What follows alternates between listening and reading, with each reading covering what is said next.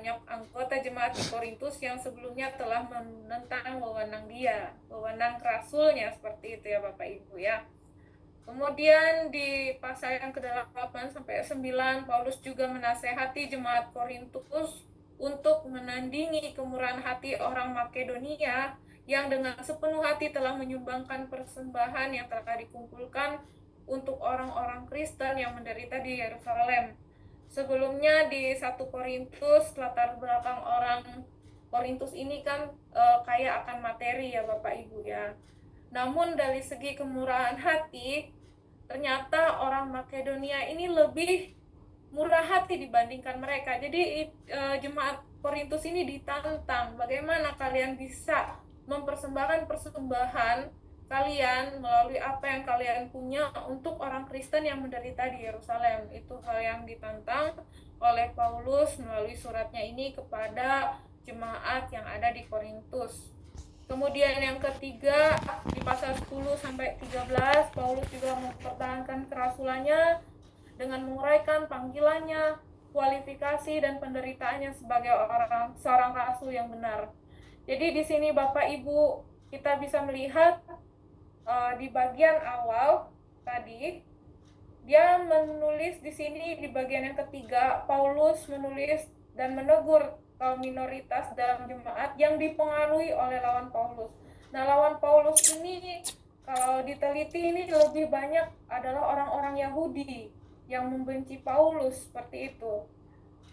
Karena Paulus ini jelas-jelas menentang keinginan mereka agar setiap orang percaya yang menerima Kristus harus mengikuti hukum Taurat, hukum orang Yahudi seperti itu, baru dianggap benar-benar Kristen.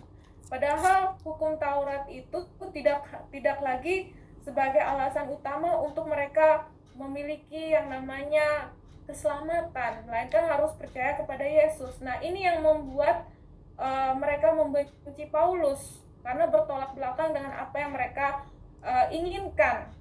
Kemudian mereka menolak wewenang dari Paulus, yaitu kerasulannya itu. Mereka berkata bahwa Paulus ini bukan rasul yang sebenar-benarnya, ini rasul palsu. Karena apa? Dia tidak berasal dari 12 rasul Yesus seperti itu, murid-murid Yesus. Bahkan ketika si Paulus ini menjadi rasul, dia belum pernah bertemu dengan Yesus sama sekali.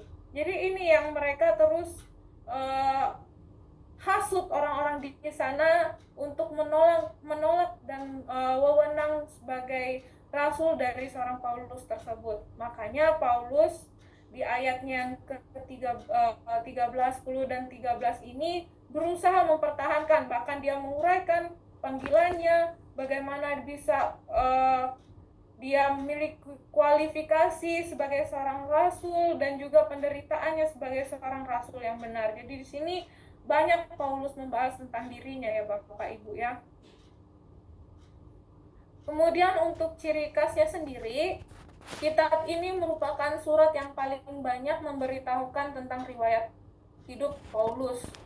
Kenapa paling banyak? Karena dia harus menjelaskan yang saya jelaskan tadi tentang panggilannya, kualifikasinya, dan bagaimana penderitaannya sebagai seorang rasul. Jadi disinilah yang paling banyak menceritakan tentang riwayat hidup Paulus. Lalu di dalam kitab ini Paulus juga menyatakan kuatnya dan dalamnya kasih serta keprihatinan bagi anak rohaninya gitu. Jadi dia menyatakan keprihatinannya bagi anak rohaninya saat itu. Kemudian juga kitab ini berisi teologi yang paling lengkap dalam PB mengenai penderitaan Kristen.